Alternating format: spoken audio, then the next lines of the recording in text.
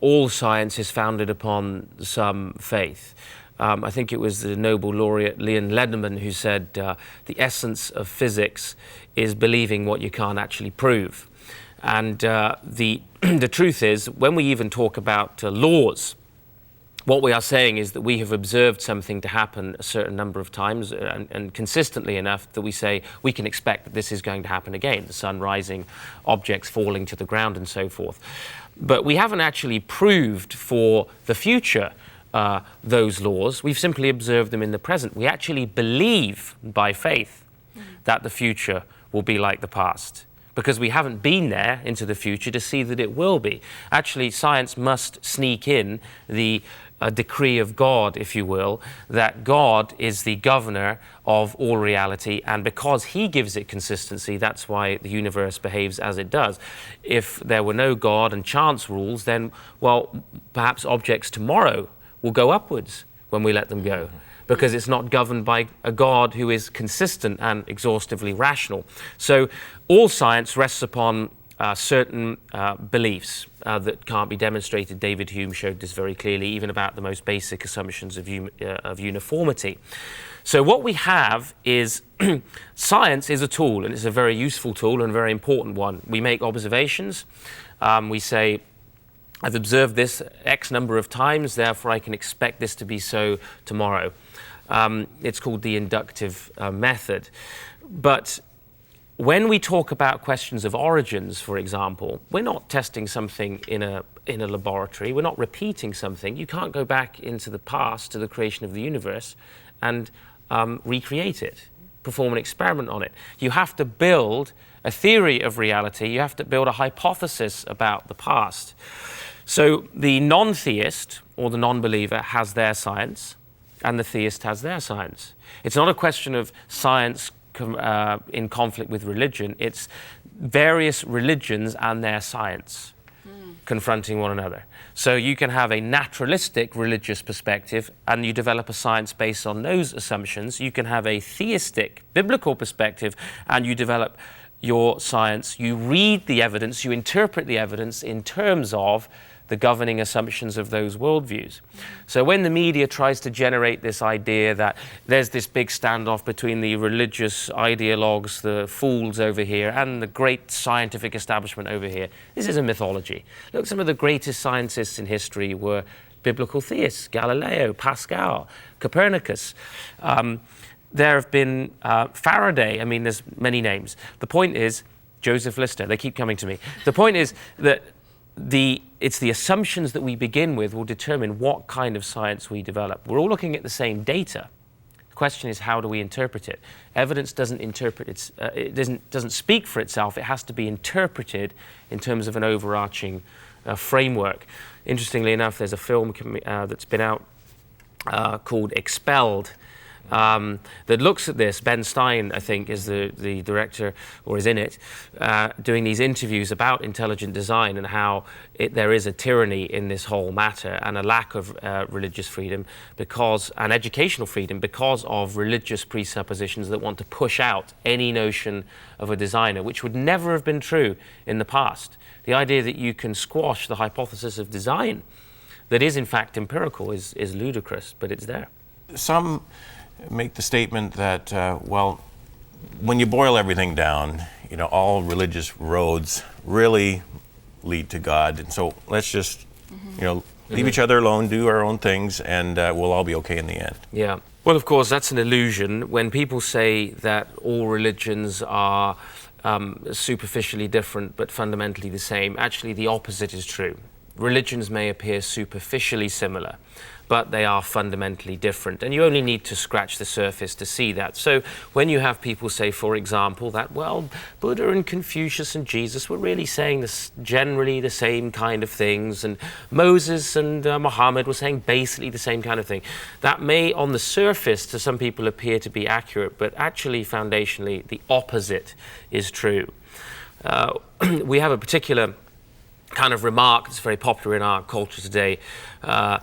All religions lead to God, or all faiths go there. Now, if you get the mental image of a mountain in your mind, and we're stood at the bottom of the mountain, and the question is which paths lead to the summit. Where would you have to be to actually know that all paths from your position at the foot of the mountain led to the summit? And the truth is, some people say, well, the top. Well, actually, no, you'd need to be even higher than that. You'd need the sort of helicopter view. You'd need God's view of the mountain to know that all paths led to the summit. So what initially seems ostensibly a humble comment to make, come on, all roads lead to God. Actually is an incredibly arrogant statement to make. It's actually a claim to an omniscient knowledge, a kind of a godlike knowledge. Because the only way you could possibly know that is if you were God. Now, Jesus makes specific claims concerning himself, and those are either true or false, they're right or wrong. And if that being the case, those that deny the claims of Christ, by definition, must be wrong, and vice versa. I mean, if Buddha's claims about reality are true, then Christ's claims are wrong. The question is, how do we ascertain which view is true and which view is false? If you were to narrow down some of the most basic worldviews that people would fall into categories in the world that shape their whole way they understand life, what would those be? Well, a worldview really is it's like a set of lenses. It's not something you look at, it's something you see with. So a worldview is not something you see out there, but rather something you look with to these great questions. And there are 4 foundational worldview questions: origin, meaning, morality, and destiny. Where am I from? What's the meaning of life? How should I live? And where's it all going? And there are we can really reduce worldviews to 3 forms of ultimate worldview. One is, of course, theistic, a theistic worldview that posits God. Now, we as Christians are Christian theists, and actually there is an argument with respect to the Trinity that shows that Christian theism is the only form of theism that's really tenable. But theism is one. The other is naturalism. Naturalism really says that, well, all there is matter in motion. The universe is time plus matter plus chance. That's all there is to it, and what makes things to differ is just fortuitousness. It's just chance. It's just an ultimate chaos, or some form of chance, laws that originated in chance, which we now call laws. But the bottom line, it's chance. And then the third worldview, it might be denominated pantheism. Pantheism, very simply put, says all is one is all, and all is God. It's ultimately posits an impersonal, ineffable principle that underlies all things. And again, you're confronted with an unknowable void. In both cases, naturalism and pantheism, you have an unknowable void which doesn't provide a foundation for human knowing or ethics, ultimately. But those are the 3 foundational worldviews: theism, pantheism, naturalism. You know, there are so many voices out there right now claiming to have the answer. I think of, Oprah's book club, and she's had several different books that claim to know the secret or know how to get to the new earth, the different book titles. But they seem to say the same thing, and that is that God is impersonal. He's more of the universe with a capital U. And really, if you think positive thoughts, the universe will give you all the good things you need, but there is no real need for God. It's like you have all you need within yourself if you just think those positive thoughts. And so how does that line up then with, it just seems like the same old thing, but in different packaging. How does that line up with the Bible? Well, these things are pure paganism, humanism, and bordering on almost magic, this kind of positive thinking. Often they're described as sort of New Age theosophies.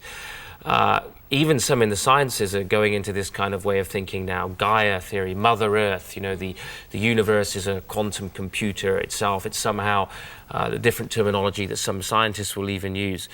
But really, we're talking about paganism. Now, when you boil down the basic temptation to our first parents, what was it? You will be as gods, knowing good from evil, or determining for yourself good from evil, right from wrong, truth from falsehood. In other words, you can define reality over and against what God says it is. The foundational temptation to human beings is to be your own God.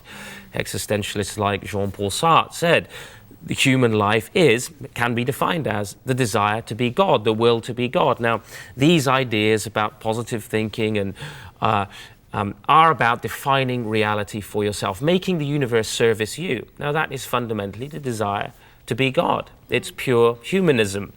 And it's reappeared persistently throughout history. It was there in antiquity. It's reappeared in various forms right through to the present day. It's a sort of hodgepodge of pantheism, sometimes naturalism, humanism, paganism, and people pick and choose the bits that they like. And of course, how attractive. I just need to think this thought and the universe will adapt to service me. It's not created by God, not defined by God, doesn't serve his purpose, but it serves mine. So fundamentally, it's just an expression of our fallen condition, the desire to be God. The problem is we know we're creatures, we know that we're not self-created, self-sustained, self-governing, and so it's an expression of the suppression of the truth, as Paul says in Romans 1. What drives you to be an apologist? Well, the word apologetics comes from the Greek word in the New Testament, apologia.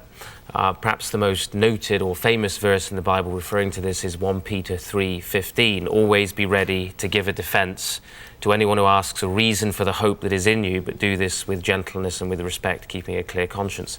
And that word defense there is the Greek word apologia or apologia, from which we get the English derivation apologetics. And it simply means to give a rational justification of the Christian view of life against competing claims. So it simply is to explain and defend the faith. It's both an art and a science, because it's the science and art of persuasion. It's not just about winning arguments. A lot of people perceive apologetics to be for a sort of intellectual elite with various kinds of intellectual gymnastics where you're trying to browbeat your opponent into submission. Rather, we all know that we can win an argument and lose a person.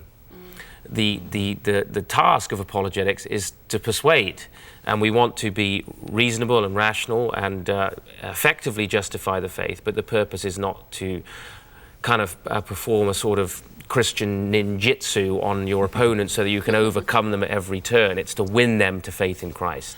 And the last part of that verse that you quoted from 1 Peter, it said, with gentleness and respect. Yeah, and so there's an importance of having that kind of a winsomeness. Winsome, yeah. Yeah, absolutely. I think if the message and the messenger can't be separated. And I think a lot of people think, in a sense, you can separate those two, but you can't, because Christ was the incarnate Word, and we are also incarnating a Word in our lives. And so the method, the message, and the messenger can never be separated. They are interwoven with each other. Therefore, we can undermine our defense of the faith if we do so in a manner that's unbecoming of the faith. Now, Joe, some people might say to you, well, that's fine for you because you're a religious person, but personally, I'm not religious. I have heard you say, actually, that everyone is religious. What do you mean by that? Well, the word religion comes from the Latin religio, to tie back, and it literally just means getting everybody going in a similar direction. What we have to recognize is that every perspective on life ultimately has a religious foundation. It is a faith perspective.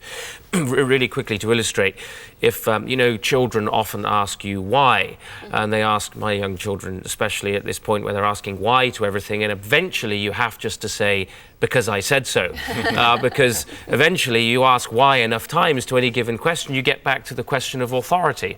Now, when we talk about our ultimate assumptions, our most foundational beliefs, like God or chance as a possible alternative, those things are held on the basis of a faith or a religious pre-commitment.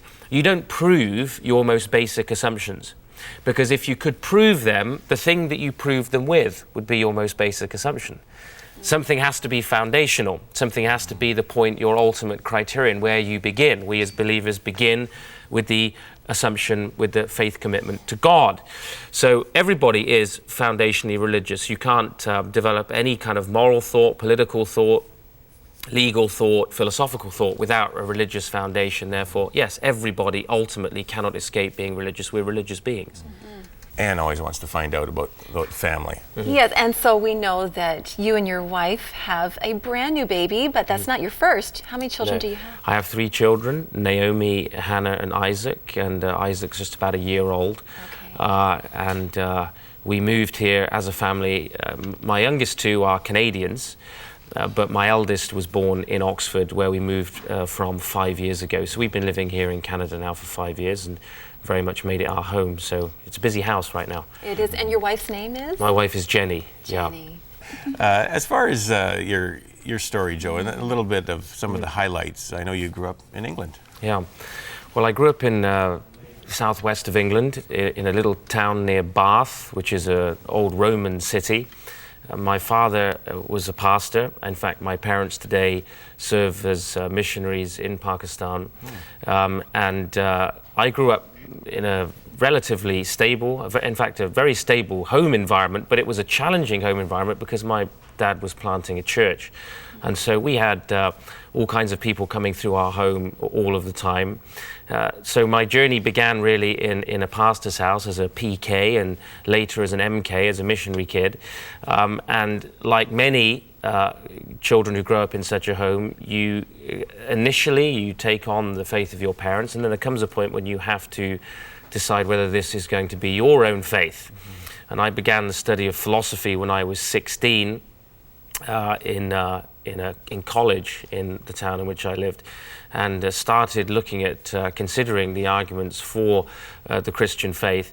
And actually, even though my philosophy teacher, was a logical positivist, won't go into that, and was telling the class we were all going to be such by the end of the term, by the end of the 2-year program, actually I found that my courses in philosophy actually strengthened my faith as I encountered great Christian thinkers. So in my mid-teens, I faced the critical challenges to faith early on, and therefore I didn't go through what some go through, which is some sort of extended rebellion away from the faith or turning away from the faith.